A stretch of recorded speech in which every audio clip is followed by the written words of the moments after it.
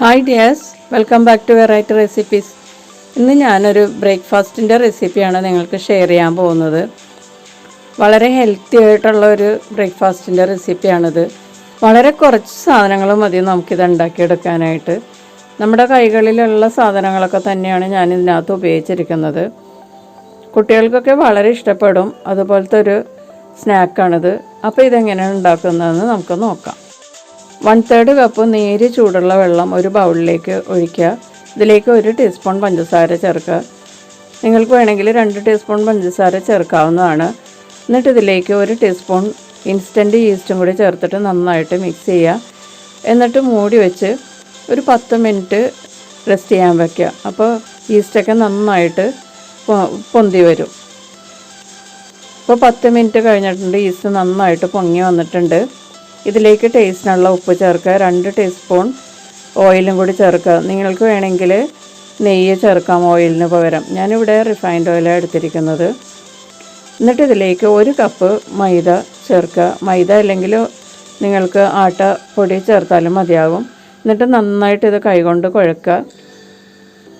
ഒരു 5-10 മിനിറ്റ് നന്നായിട്ട് കുഴച്ച് എടുക്കുക.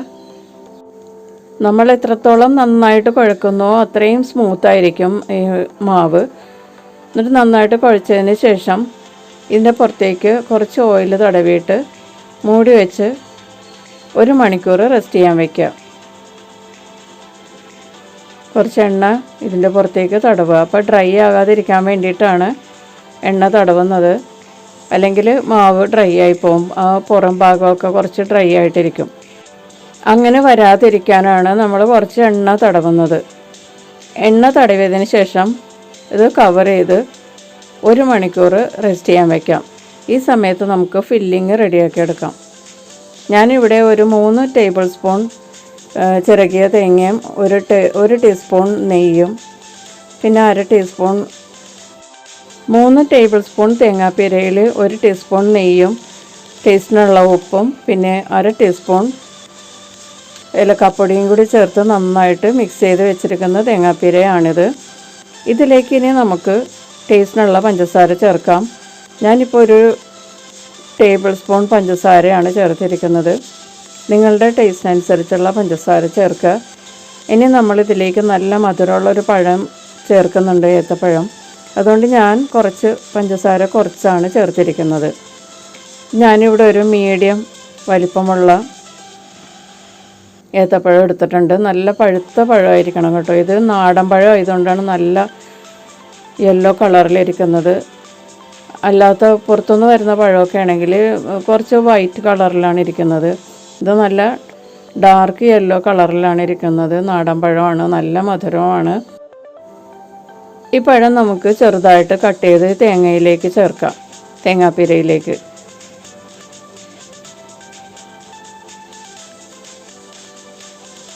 ഇത് ചെറുതായിട്ട് തേങ്ങാപ്പീരയിലേക്ക് ഞാൻ ഈ പഴം കട്ട് ചെയ്ത് ചേർത്തിട്ടുണ്ട്. ഇത്രയും ഇൻഗ്രീഡിയൻസ് മാത്രം മതി നമുക്ക് ഈ പലഹാരം ഉണ്ടാക്കാനായിട്ട്. എന്നിട്ട് കട്ട് ചെയ്ത് ചേർത്തതിന് ശേഷം ഒന്ന് ഈ തേങ്ങാപ്പീരയായിട്ട് നന്നായിട്ട് മിക്സ് ചെയ്ത് വെക്കുക. നമുക്കിതൊന്ന് വിളയിക്കുകയോ ചൂടാക്കുകയോ ഒന്നും വേണ്ട. ഇങ്ങനെ തന്നെ അങ്ങോട്ട് മിക്സ് ചെയ്ത് വെച്ചാൽ മതി. ഇപ്പോൾ 1 മണിക്കൂർ കഴിഞ്ഞിട്ടുണ്ട്. നമ്മുടെ മാവ് നന്നായിട്ട് പൊങ്ങി വന്നിട്ടുണ്ട്. മാവിലെ എയർ ബബിൾസൊക്കെ ഒന്ന് കളഞ്ഞതിന് ശേഷം നമുക്ക് ഈ മാവ് 2 ഉരുളകളാക്കി ഭാഗിച്ചെടുക്കാം. സ്റ്റഫ്ഡ് ബണ്ണ് 2 എണ്ണം വേണമെന്നുള്ളവർക്ക് നമുക്ക് 2 കപ്പ് പൊടി എടുത്താൽ മതിയാകും. ഇപ്പം ഞാനിവിടെ 1 കപ്പ് പൊടിയാണ് എടുത്തിരിക്കുന്നത്. അതുകൊണ്ട് 2 ഉരുളകളാക്കി ഭാഗിച്ച് വെച്ചിട്ടുണ്ട്. നമുക്കിനി ഇത് ചപ്പാത്തി പലകയിലേക്ക് കുറച്ച് മാവ് തൂവിയിട്ട് ഇതൊന്ന് പരത്തിയെടുക്കാം. ഒരു മീഡിയം വലിപ്പത്തിലുള്ള ചപ്പാത്തിയുടെ വലിപ്പത്തിൽ നമുക്കിതൊന്ന് പരത്തിയെടുക്കാം. ഇത് ബേക്ക് ചെയ്യാനുള്ളതാണ്. അപ്പോൾ ബേക്ക് ചെയ്യുന്ന ടിന്നിൻ്റെ വലിപ്പം അനുസരിച്ചാണ് ഇത് പരത്തിയെടുക്കേണ്ടത്. ഞാനിവിടെ എടുത്തിരിക്കുന്ന ടിന്നിനേലും കുറച്ച് ചെറുതാക്കി വട്ടം കുറച്ച് നമ്മൾ പരത്തിയെടുക്കണം. കണ്ടോ, ഇത് വെച്ച് കഴിഞ്ഞാൽ അരികിൽ കുറച്ച് ഗ്യാപ്പ് വേണം. അതനുസരിച്ചാണ് നമ്മൾ പരത്തിയെടുക്കേണ്ടത്. ആ വലിപ്പത്തിൽ തന്നെ അടുത്ത ഉരുളയും നമുക്ക് പരത്തിയെടുക്കാം. ഇങ്ങനെ 2 ചപ്പാത്തി ആയിട്ടാണ് നമ്മളിത് പരത്തിയെടുക്കുന്നത്. ഇത് പരത്തിയെടുത്തതിന് ശേഷം നമുക്ക് ഈ ചപ്പാത്തി മാറ്റി വയ്ക്കാം. എന്നിട്ട് ബേക്ക് ചെയ്യാനുള്ള ടിന്ന് നമുക്കിവിടെ എടുത്ത് വയ്ക്കാം. അപ്പോൾ രണ്ടാമത്തെ ചപ്പാത്തി റെഡി ആയിട്ടുണ്ട്. നമുക്കിത് മാറ്റി വയ്ക്കാം. അപ്പോൾ ബേക്ക് ചെയ്യാനുള്ള ടിന്നിൽ ഞാനൊരു ചപ്പാത്തി വെച്ചിട്ടുണ്ട്. അതിൻ്റെ പുറത്തേക്ക് നമ്മൾ എടുത്തു വെച്ചിരിക്കുന്ന ഫില്ലിങ് വെച്ച് കൊടുക്കുക. എന്നിട്ട് നന്നായിട്ടൊന്ന് ലെവൽ ചെയ്യുക. എഡ്ജസിന് കുറച്ച് ഗ്യാപ്പ് ഇട്ട് കൊടുക്കണം കേട്ടോ. എഡ്ജസൊക്കെ കുറച്ച് സ്പേസ് ഉണ്ടാവണം എഡ്ജസിന്. കണ്ടില്ലേ, ഇതുപോലെ നമ്മൾ അഡ്ജസ്റ്റ് ചെയ്യുക. അതിന് ശേഷം അതിൻ്റെ പുറത്തേക്ക് നമ്മൾ മാറ്റി വെച്ചിരുന്ന ആ ഒരു ചപ്പാത്തിയും കൂടി വെച്ച് കൊടുക്കുക. എന്നിട്ട് അരികൊക്കെ നന്നായിട്ടൊന്ന് ജോയിൻ ചെയ്യുക. അപ്പോൾ ഈ പാത്രത്തിൻ്റെ അരികിൽ കുറച്ച് ഗ്യാപ്പ് ഉണ്ട് കേട്ടോ. ഇത് നമ്മൾ അരമണിക്കൂർ റെസ്റ്റ് ചെയ്യാൻ വയ്ക്കും. അപ്പോൾ അരമണിക്കൂറിന് ശേഷം തുറന്ന് നോക്കിയപ്പോഴേക്കും അരികിലെല്ലാം ആ ഗ്യാപ്പെല്ലാം ഫില്ലായിട്ടുണ്ട്.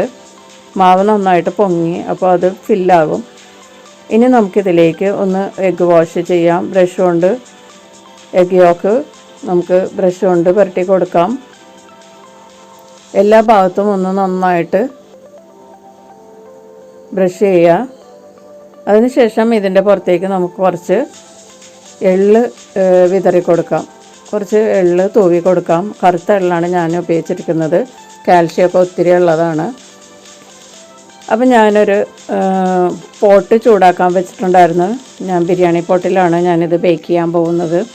ഇത് നന്നായിട്ട് ചൂടായിരിക്കുകയാണ്. നമ്മുടെ ബേക്കിംഗ് ടിന്ന് ഇതിൻ്റെ പുറത്തേക്ക് വെച്ച് കൊടുക്കാം. നന്നായി ചൂടായ പാനിലേക്കാണ് കേട്ടോ നമ്മൾ ഈ ബേക്കിംഗ് ടിന്ന് എടുത്ത് വയ്ക്കുന്നത്.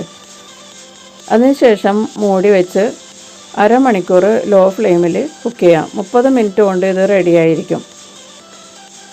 അപ്പോൾ പാനിൽ ഉണ്ടാക്കുന്നത് കൊണ്ട് ആർക്ക് വേണമെങ്കിലും ഇതുപോലെ ബ്രേക്ക്ഫാസ്റ്റ് ഉണ്ടാക്കിയെടുക്കാം. ഡിന്നറിനും ഉപയോഗിക്കാം കേട്ടോ ഇത്. ബാക്കി വന്നാലും നമുക്ക് ഫ്രിഡ്ജിൽ സൂക്ഷിക്കുകയും ചെയ്യാം. ഇപ്പോൾ 30 മിനിറ്റ് കൊണ്ട് നമ്മുടെ സ്റ്റഫ്ഡ് ബണ്ണ് റെഡി ആയിട്ടുണ്ട്. ചൂടായതുകൊണ്ട് എടുക്കാനായിട്ട് കുറച്ച് ബുദ്ധിമുട്ടാണ്. ചുളുക്കലൊക്കെ വീഴും. വളരെ സോഫ്റ്റാണ്. ഇത് നമുക്കൊന്ന് ആറിയതിന് ശേഷം കട്ട് ചെയ്യാം.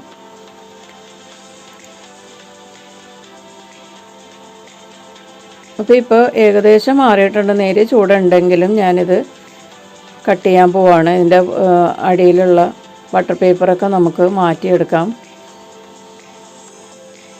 കണ്ടോ, അടിഭാഗമൊന്നും കരിഞ്ഞൊന്നും പോയിട്ടില്ല. നല്ല കറക്റ്റ് പാകമാണ്. നമുക്കിതൊന്ന് കട്ട് ചെയ്യാം.